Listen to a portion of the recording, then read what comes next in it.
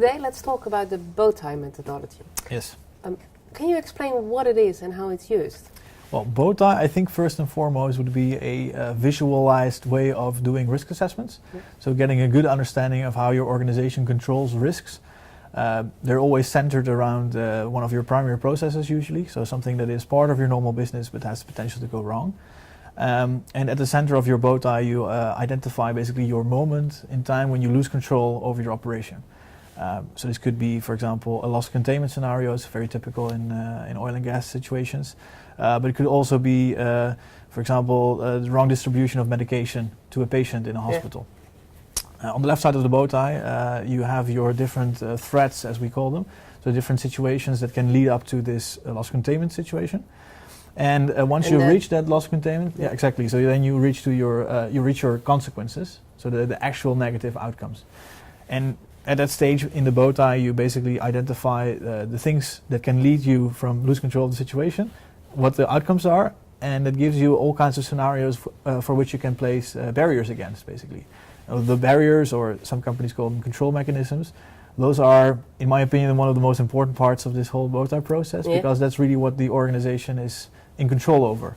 So this is what you as an organization put in place to make sure that, on the left side of the Bowtie, to avoid you from having this loss of control in the first place. Yeah. And on the right side of the Bowtie, basically what kind of stuff you can still do to either avoid the consequence altogether, which is ideal, but sometimes difficult to achieve. But you can then sometimes still think about barriers that reduce the impact of that particular consequence. So for example, an airbag in your car, for example, doesn't really prevent you from hitting the tree, but if you do, it is less painful in a sense. It will still be very painful, but maybe you will not get killed in that situation.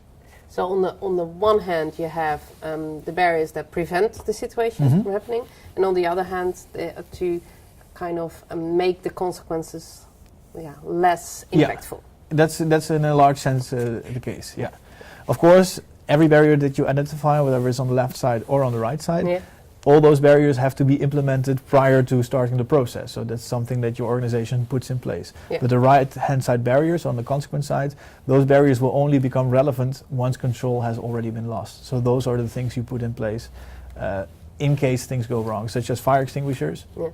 Typically a thing that you only need if something is already going out of hand. So you're hoping you never have to use that? Yes, and from an economical point of view, usually it's much better to avoid making the mess instead of cleaning up the mess once you've created it. But of course you still need to take into consideration the possibility of a mess that will be created and how to deal with that best. And why?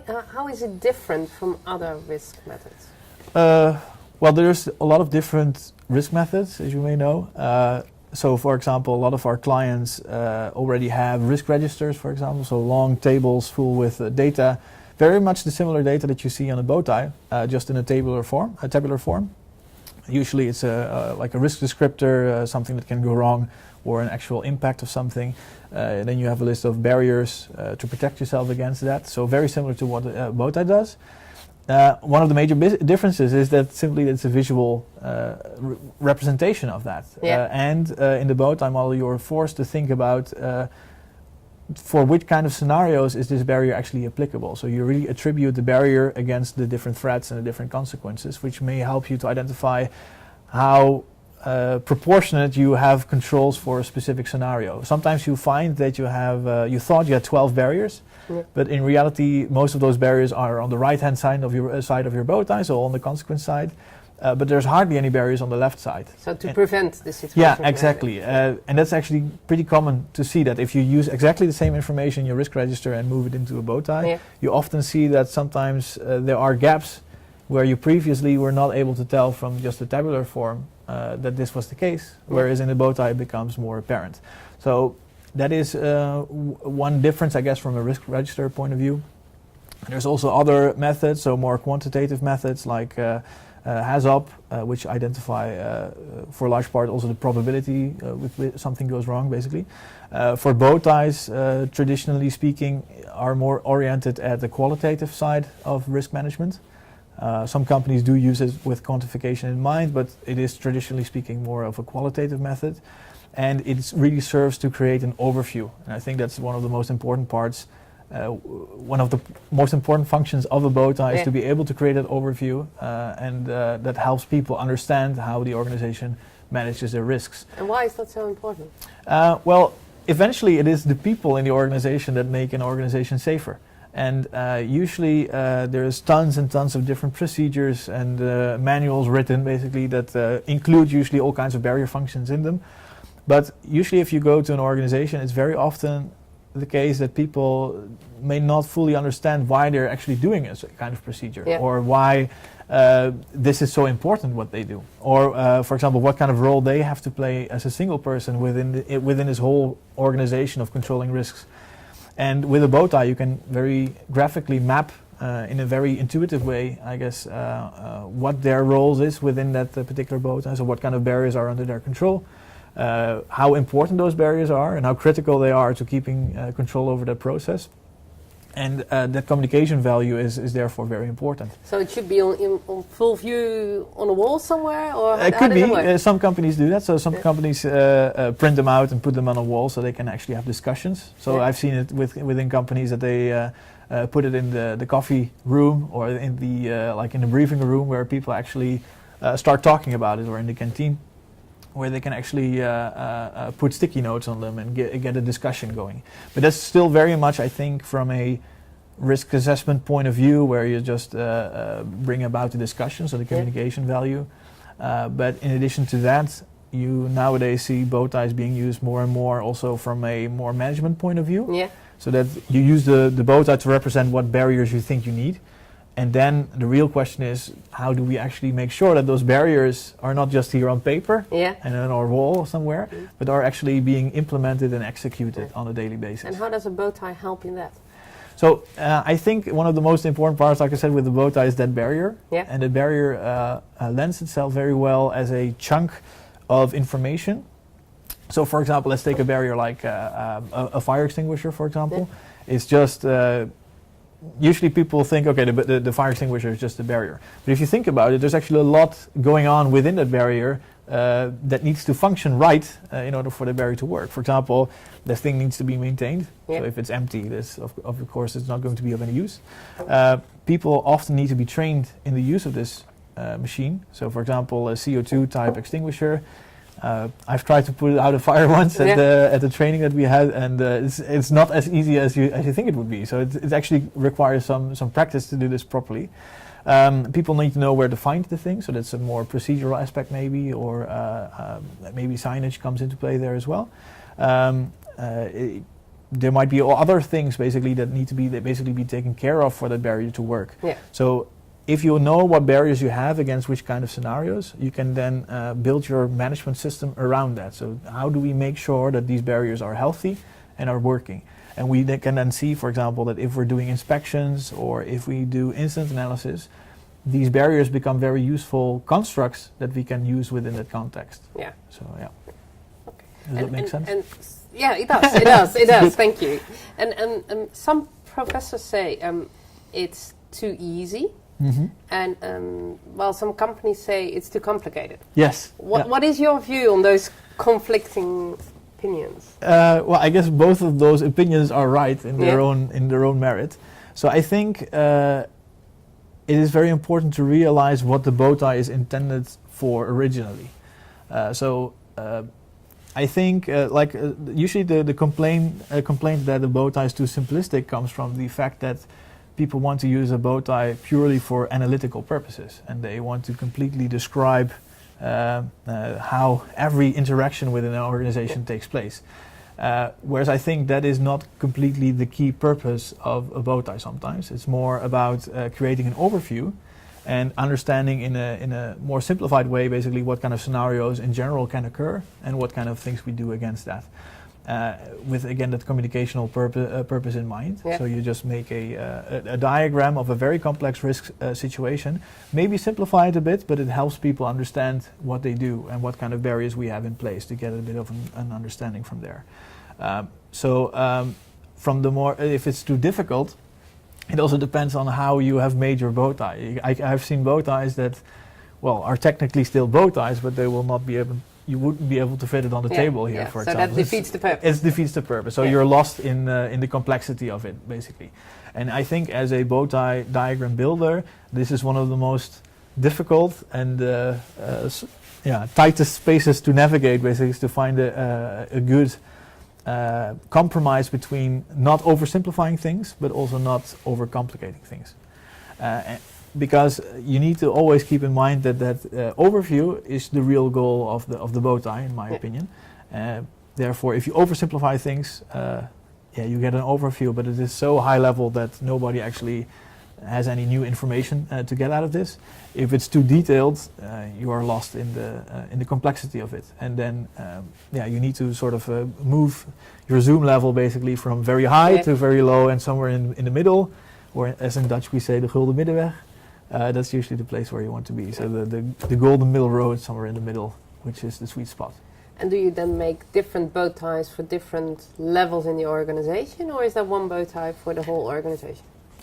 No, so and that's again the purpose of what the bow tie is. So if you're after a more strategic bow tie, so on a company-wide level, how do we manage a project in general, which is a very strategic level of thing, you need a strategic bow tie for that. If you're making something very practical, like we're going to work at height with electricity today, so what do we need to think about? It's a very practical thing, which also means that you need a very practical level bow tie, and the barriers on the bow tie will be very precise, like I need to wear these type of gloves, I need to wear these type of boots, I need to think about these kind of situations.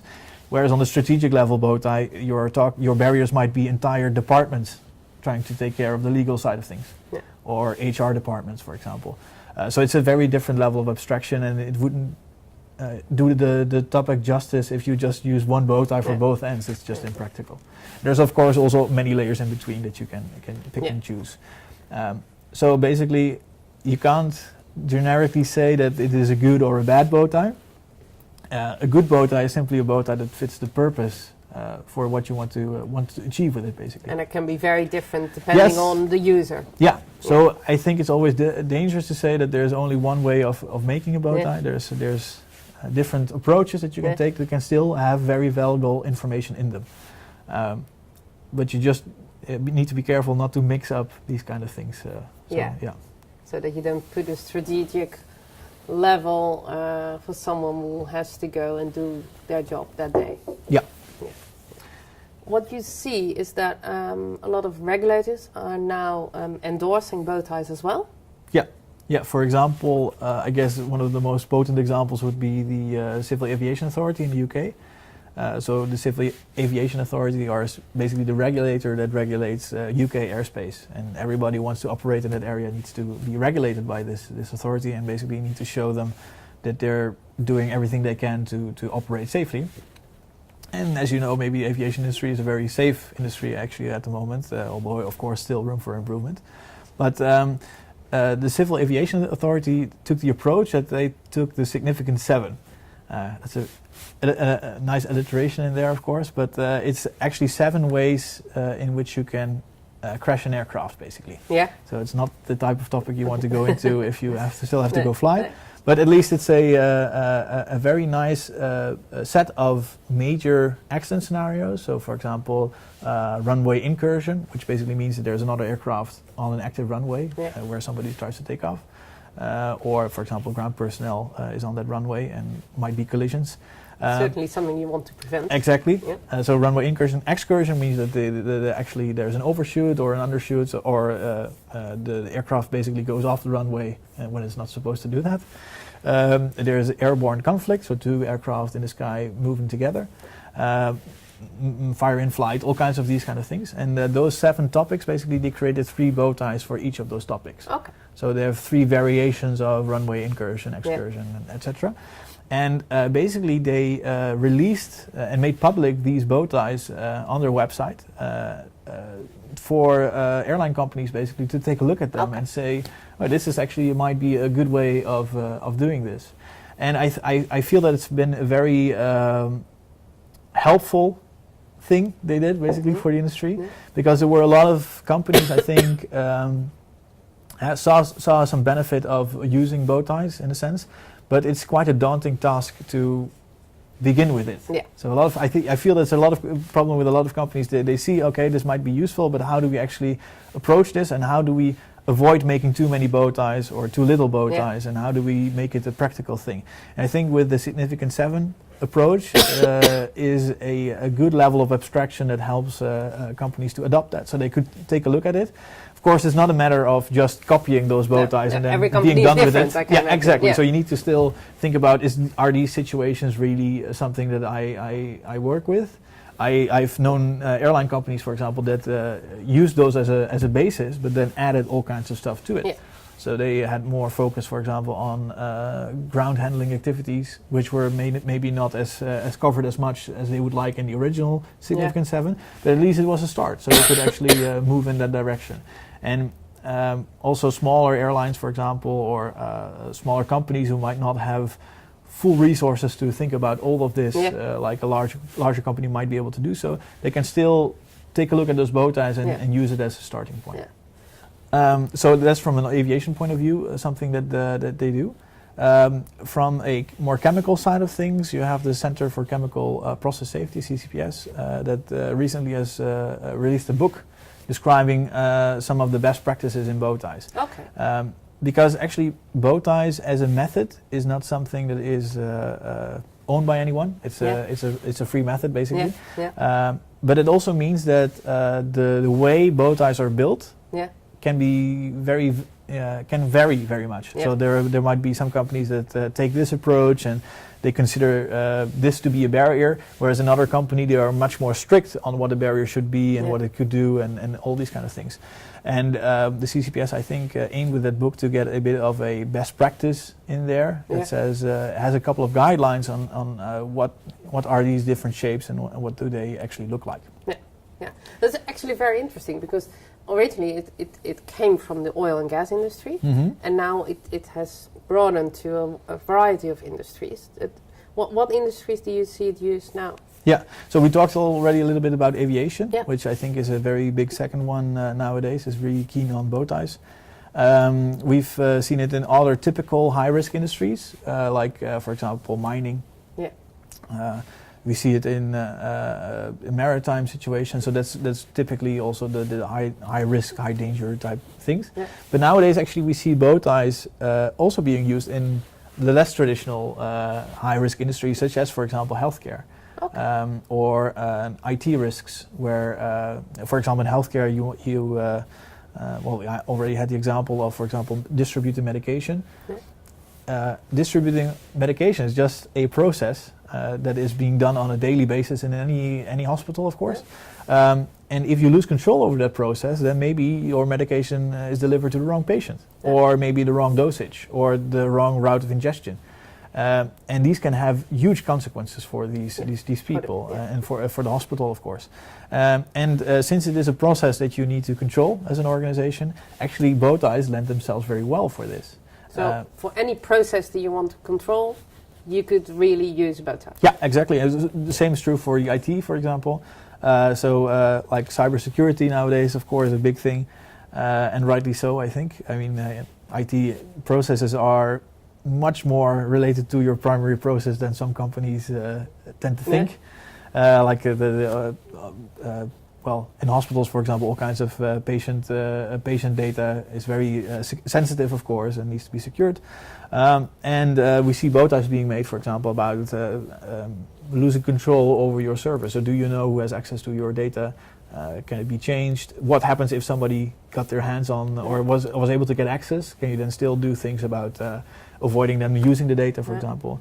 In more financial terms, servers need to be online nowadays. For example, for financial transactions, if just a server goes offline for just a couple of minutes, could be millions and millions of losses, of course.